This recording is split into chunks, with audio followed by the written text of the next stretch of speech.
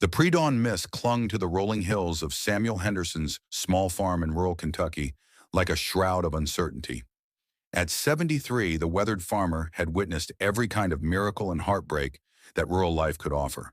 But nothing, absolutely nothing, had prepared him for what was about to unfold on that cold March morning. Samuel shuffled across his wooden porch, coffee mug in hand, following a routine he'd maintained for over 4 decades. The farm wasn't large by Kentucky standards, just 150 acres of pasture and woodland.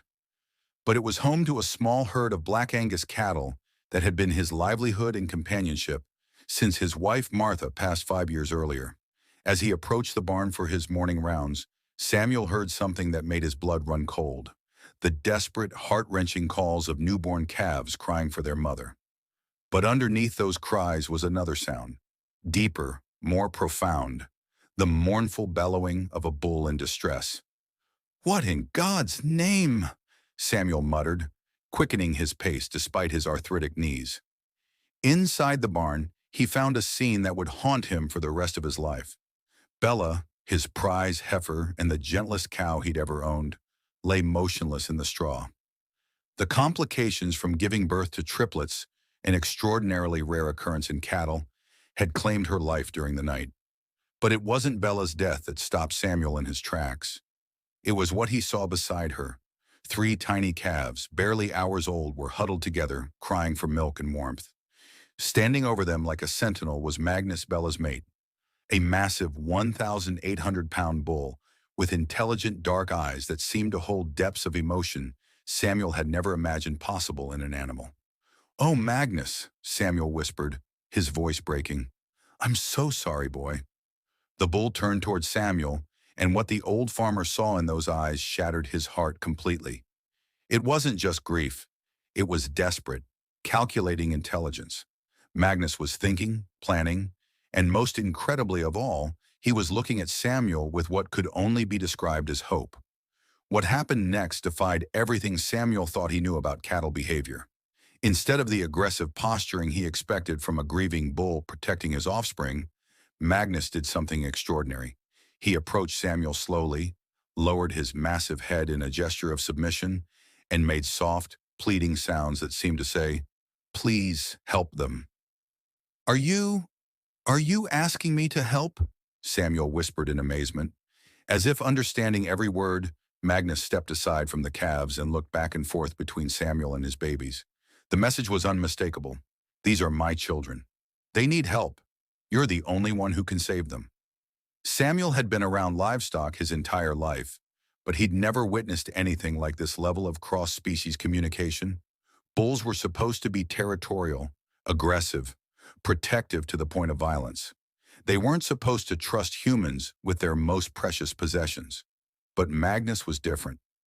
Desperation had stripped away every instinct except one: the overwhelming need to save his children. "All right, big fella," Samuel said, his voice thick with emotion. "Let's see what we can do." As Samuel knelt beside the first calf, a little female with white markings on her face, Magnus positioned himself protectively nearby, but not threateningly. He was watching, learning, trusting this human to do what he couldn't: provide the nourishment his babies needed to survive. The next few hours were a blur of activity. Samuel called his veterinarian, Dr. Sarah Mitchell, who arrived within the hour to examine both the deceased mother and the 3 surviving calves. "Samuel, these babies are in critical condition," Dr. Mitchell said after her examination. "Without their mother's milk and colostrum, they have maybe 12 hours before their immune systems start failing. What do I need to do? Bottle feeding every 2 hours around the clock. Specialized milk formula. It's going to be exhausting, and even then—" She shook her head grimly. "The survival rate for orphaned triplets is less than 30%. But as Dr. Mitchell spoke, something remarkable happened. Magnus approached the veterinarian slowly, his massive head lowered in the same submissive gesture he'd shown Samuel. The bull then walked to each of his calves, gently nuzzling them before returning to stand beside Samuel. "In 20 years of veterinary practice," Dr. Mitchell whispered, "I've never seen a bull display this kind of trust and emotional intelligence. It's like he's asking you to adopt his children." That evening, as Samuel prepared the first bottles of milk formula, He wondered if he was too old for this kind of responsibility. At 73, with hands that shook from arthritis and a back that ached from decades of farm work, was he really the right person to save 3 orphaned calves? But when he looked into Magnus's eyes, eyes filled with trust, hope, and desperate love for his children, Samuel knew there was only one answer. "Don't worry, boy," he told the bull as night fell over the Kentucky hills. "We're going to save them together." The first night was absolute hell. Samuel had set his alarm for every 2 hours, but he didn't need it. The hungry cries of 3 newborn calves echoed through the farmhouse like a symphony of desperation that tore at his heart with each wail. At 2 a.m., he stumbled through the darkness toward the barn, his arthritic joints screaming in protest. But what he found there stopped him dead in his tracks. Magnus hadn't left his children's side. The massive bull was lying down beside the makeshift pen Samuel had constructed, his enormous head resting on the wooden rail as he kept vigil over his babies. When Magnus saw Samuel approaching with the bottles, something extraordinary happened. The bull stood up slowly, walked to each calf, and gently nudged them awake with his nose, as if he was telling them, "Your grandfather is here with breakfast." "You're helping me wake them up, aren't you, boy?" Samuel whispered in amazement.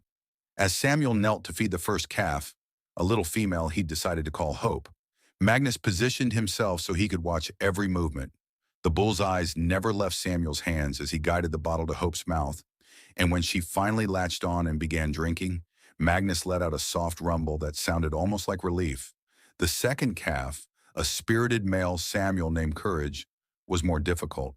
He kept turning his head away from the bottle, crying weakly. Samuel tried for 10 minutes without success, frustration building as precious time ticked away. Then Magnus did something that defied every textbook on animal behavior Samuel had ever read. The bull walked over to Courage, lowered his massive head, and gently pressed it against the calf's side while making soft, encouraging sounds. Immediately, Courage turned toward the bottle and began drinking eagerly. "How did you know to do that?" Samuel asked in wonder, but Magnus just returned to his watchful position, as if what he'd done was the most natural thing in the world. The third calf, the smallest of the triplets, was barely responsive. Samuel had named her Faith because that's what it would take to keep her alive. She was so weak that holding her head up to drink seemed impossible. Samuel's hands were shaking. Whether from cold, exhaustion, or emotion, he couldn't tell. But as he struggled to help Faith drink, he felt a warm presence beside him. Magnus had moved closer, his massive body providing shelter from the cold draft, his steady breathing creating a pocket of warmth around both Samuel and the struggling calf. "You're helping me keep her warm," Samuel realized, tears streaming down his weathered cheeks. "You know she needs the extra heat." For the next hour, Samuel fed Faith drop by drop, while Magnus maintained his protective position. When the tiny calf finally finished half the bottle and fell asleep, both the old man and the bull seemed to exhale in unison. As dawn broke over the Kentucky hills, Samuel realized he had just witnessed something that would change his understanding of animal intelligence forever. Magnus wasn't just a grieving father, he was an active partner in caring for his children. The second day brought new challenges. Dr. Mitchell returned to check on the calves and brought sobering news. "Faith is showing signs of failure to thrive," she said after examining the smallest calf. "Her temperature is low, her sucking reflex is weak. Samuel, you need to prepare yourself for the possibility that we might lose her."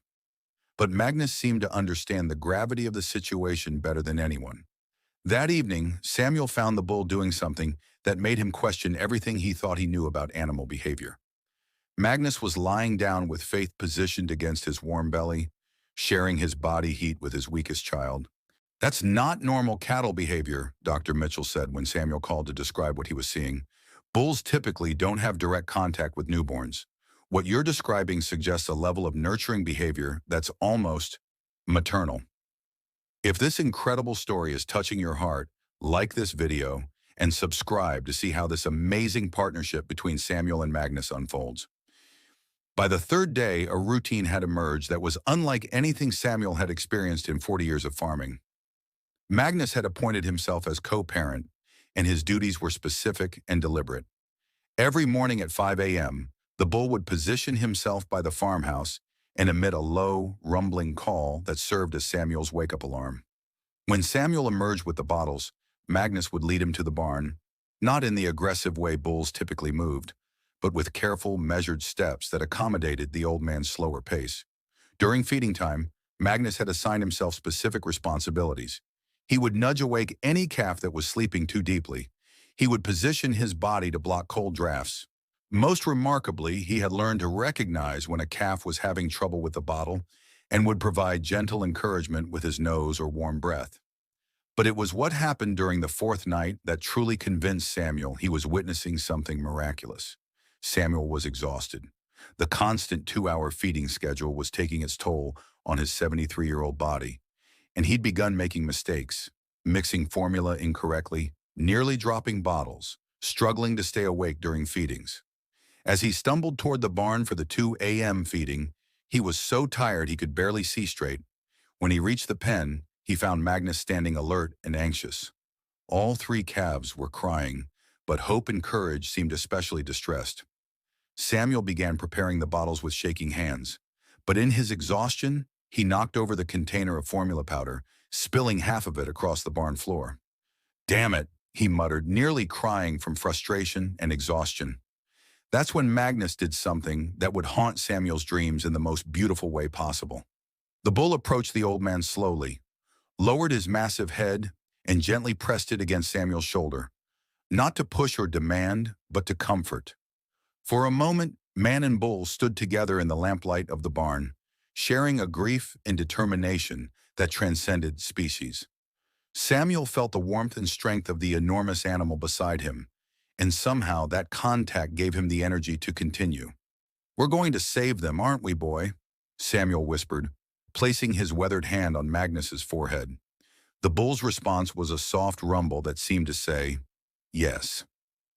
Together. By the end of the first week, something extraordinary had happened. Not only were all 3 calves surviving, they were thriving.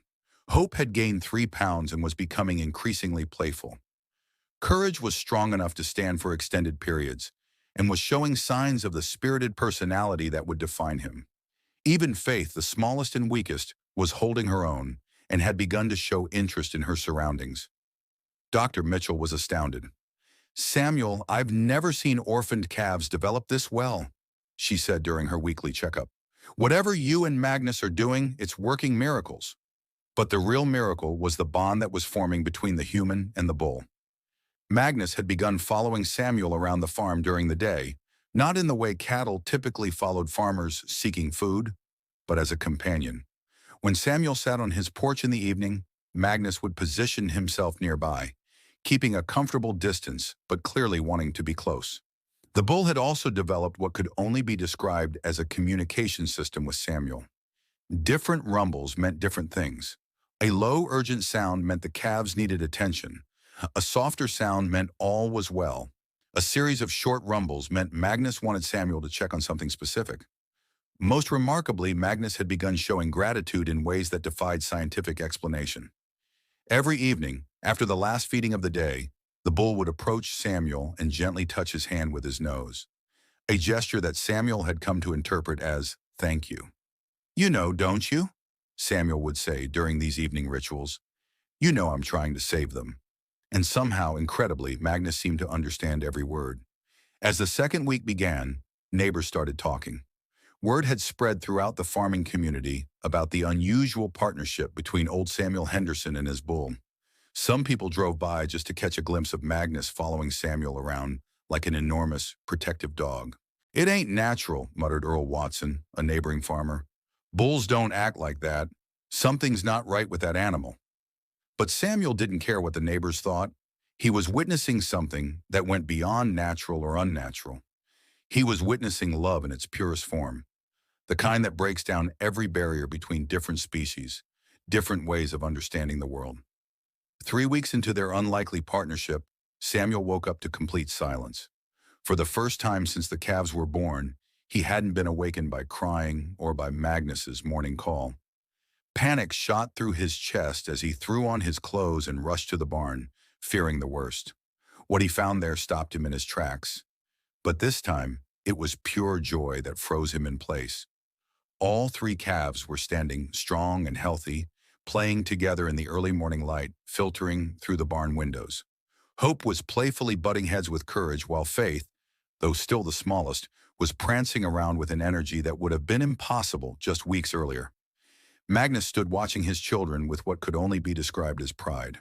When he saw Samuel, the bull approached and performed his daily greeting, the gentle nose touch that had become their ritual.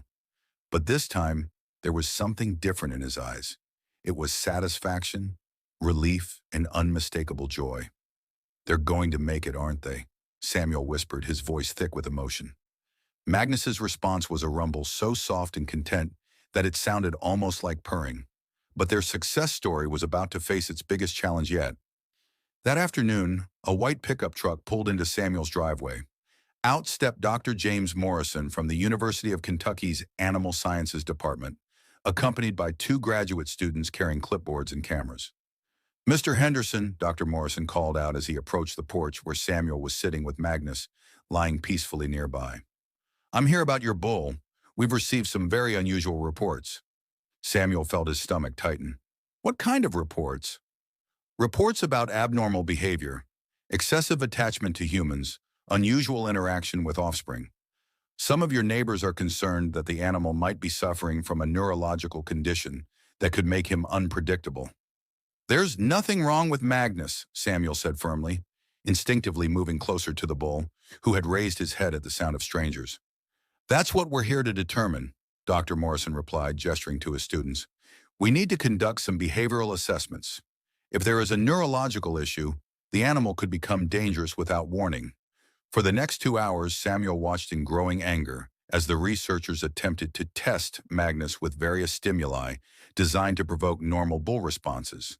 They used air horns, sudden movements, even mild electric prods, all while Magnus simply stood there, looking confused and slightly annoyed, but never aggressive.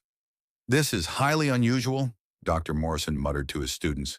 "Normal bulls would have charged or at least shown defensive posturing by now." "Maybe," Samuel said with barely controlled fury, "what you call abnormal, the rest of us call intelligent.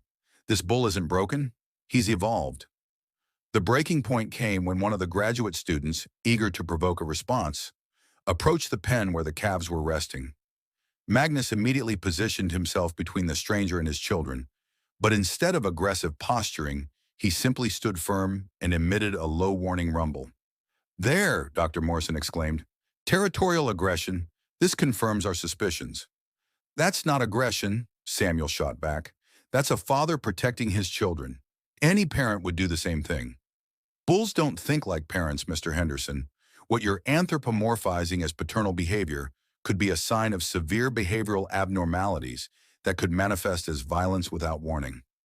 That evening, after the researchers had left with promises to return with proper containment equipment, Samuel sat on his porch with his head in his hands. Magnus approached and performed their evening ritual, but Samuel could sense the bull's confusion and distress. "They want to take you away from your babies," Samuel said quietly. "They think you're dangerous because you're different." Magnus seemed to understand the gravity of the situation. He walked to the fence that separated him from the calves' pen and emitted a series of soft calls. Hope, Courage, and Faith immediately approached the fence, pressing against it to get as close to their father as possible. What Samuel witnessed next convinced him that he was dealing with intelligence far beyond what science currently understood about bovine behavior. Magnus began what could only be described as teaching his children. Over the next hour, the bull demonstrated various behaviors: how to recognize danger, how to find shelter, how to identify safe humans versus potential threats. He would perform an action, then watch to see if the calves mimicked it. When they did it correctly, he would touch them gently with his nose in what was clearly approval. "You're preparing them," Samuel realized with growing dread. "You know they might take you away, so you're trying to teach them everything they need to know to survive without you." The next morning brought the worst news yet.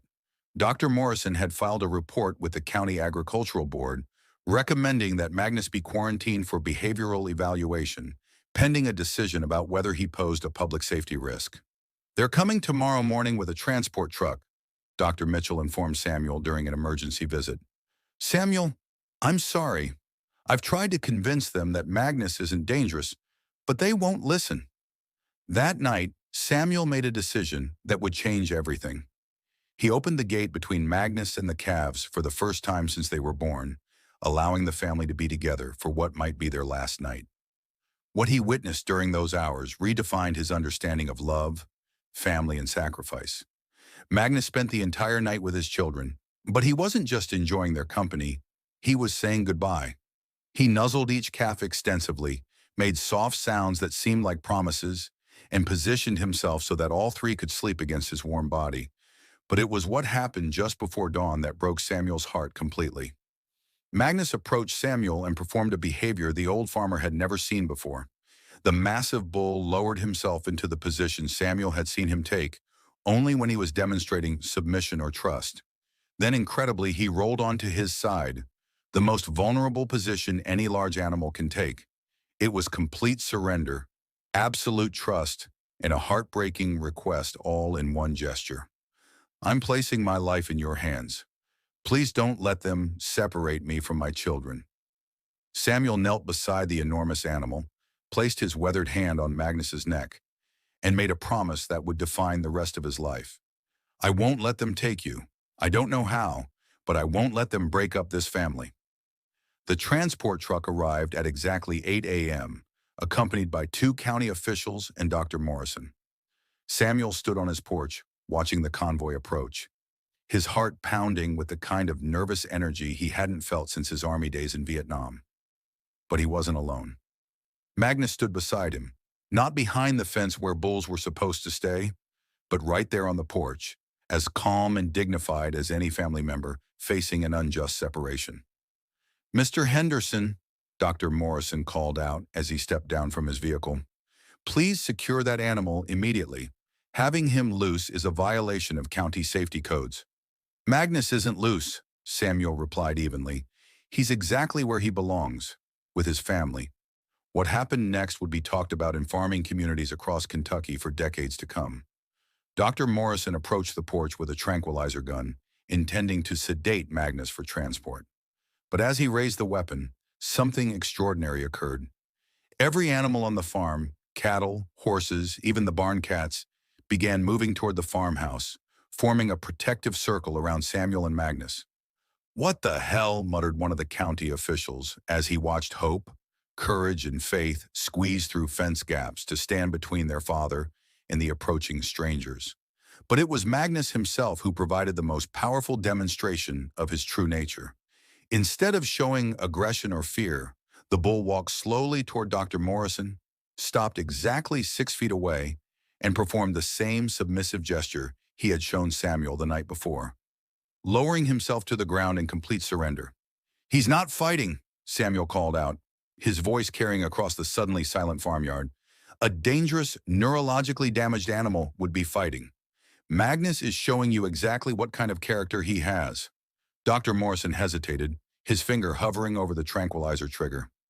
In 20 years of animal behavior research, he had never seen a bull voluntarily submit to a perceived threat. Dr. Morrison, came a voice from behind the group. Everyone turned to see Dr. Mitchell approaching, carrying a thick folder of documents. Before you do anything irreversible, I think you need to see these. The folder contained 3 weeks' worth of detailed observations, photographs, and video documentation that Dr. Mitchell had been collecting without Samuel's knowledge. Frame by frame, the evidence told an incredible story of intelligence, cooperation, and emotional depth that challenged every assumption about bovine behavior. This bull has demonstrated problem-solving abilities equivalent to primate species, Dr. Mitchell explained as she showed photo after photo of Magnus's behaviors. Communication across species lines, anticipatory caregiving, emotional regulation, even what appears to be abstract planning for future events. She pulled out a particularly striking photograph showing Magnus positioning his body to create shade for the calves while simultaneously blocking cold wind, a feat that required understanding multiple environmental factors and planning accordingly. Dr. Morrison, what you're looking at isn't neurological damage. It's evolution in action. This animal has developed cognitive abilities that represent a leap forward in bovine intelligence. But the moment that changed everything came when little Faith, the smallest calf, approached the group of strangers. Instead of running or hiding, she walked directly to Dr. Morrison and looked up at him with curious, trusting eyes. Magnus, still lying in his submissive position, made no move to intervene. He trusted his daughter to make her own assessment of these humans, and he trusted them to respond appropriately to an innocent creature approaching with pure curiosity. Dr. Morrison lowered his tranquilizer gun and knelt down to face level. The tiny calf sniffed his outstretched hand, then gently licked his palm. The same gesture of trust and affection she showed Samuel every day. An aggressive, dangerous bull wouldn't allow his offspring to approach strangers, Dr. Mitchell said quietly. Magnus is demonstrating the kind of judgment and restraint that we barely see in human parents. The county officials conferred in hushed tones while Dr. Morrison reviewed Dr. Mitchell's documentation.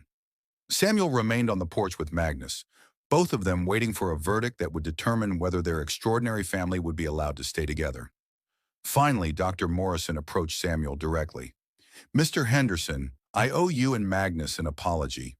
What we're seeing here isn't pathological behavior. It's breakthrough behavior. This bull is displaying intelligence and emotional sophistication that could revolutionize our understanding of animal cognition." The relief that washed over Samuel was so intense that his knees nearly buckled. Magnus, seeming to sense that the danger had passed, slowly rose to his feet and walked to his children, touching each one with his nose as if counting to make sure they were all safe. "However," Dr. Morrison continued, "this situation is too remarkable to ignore. Would you be willing to allow us to document Magnus and his family for research purposes?" "Not invasive testing," he added quickly, seeing Samuel's expression, "but observational studies that could help other animals like Magnus receive the understanding they deserve." Samuel looked at Magnus, who was now surrounded by his 3 healthy, thriving children. The bull met his gaze and performed their familiar greeting ritual, the gentle nose touch that had become their daily affirmation of partnership and trust. "Only if Magnus approves," Samuel said finally. "This is his decision as much as mine." Over the following months, the Henderson farm became a quiet pilgrimage site for animal behaviorists, veterinarians, and researchers from around the world. Magnus, now famous in scientific circles as the Einstein bull, continued to demonstrate cognitive abilities that challenge fundamental assumptions about animal intelligence. But the real magic happened every evening when the researchers packed up their equipment and left. That's when Samuel, Magnus, and the 3 calves would gather on the porch for their daily ritual, a family meeting that proved love knows no boundaries between species. Hope, courage, and faith grew into strong, healthy cattle who displayed the same unusual intelligence as their father. They learned to open gates, recognize individual humans by scent, and even respond to their names. But most remarkably, they maintained the same gentle, trusting nature that Magnus had modeled for them from birth. Samuel, now 74, often reflected on how his life had been transformed by answering one desperate father's plea for help. What had started as a simple act of compassion had evolved into something far more significant, proof that intelligence, love, and family exist in forms we're only beginning to understand. "People ask me if I saved Magnus and his calves," Samuel told a reporter on the first anniversary of Bella's death. "But the truth is, they saved me. They gave an old, lonely man a purpose and a family when I thought my useful days were behind me." Magnus, now recognized as one of the most intelligent bulls ever documented, continued to surprise researchers with new behaviors. He learned to paint with brushes held in his mouth, could solve puzzle boxes, and even demonstrated what appeared to be a sense of humor, playing gentle tricks on his children and seeming to enjoy their reactions. But his greatest achievement remained the same, proving that a father's love for his children can overcome any obstacle, cross any species barrier, and create connections that transform everyone involved. Every morning at 5 a.m., Magnus still performed his wake-up call for Samuel. Every evening, they still shared their ritual of gratitude and companionship. And every day in between, they continued to demonstrate that sometimes the most extraordinary families are the ones that shouldn't exist at all, but do because love finds a way to make the impossible possible. The story of Magnus, Samuel, and the 3 calves became more than just a tale of survival. It became proof that compassion, intelligence, and family love exist in forms far more complex and beautiful than we ever imagined.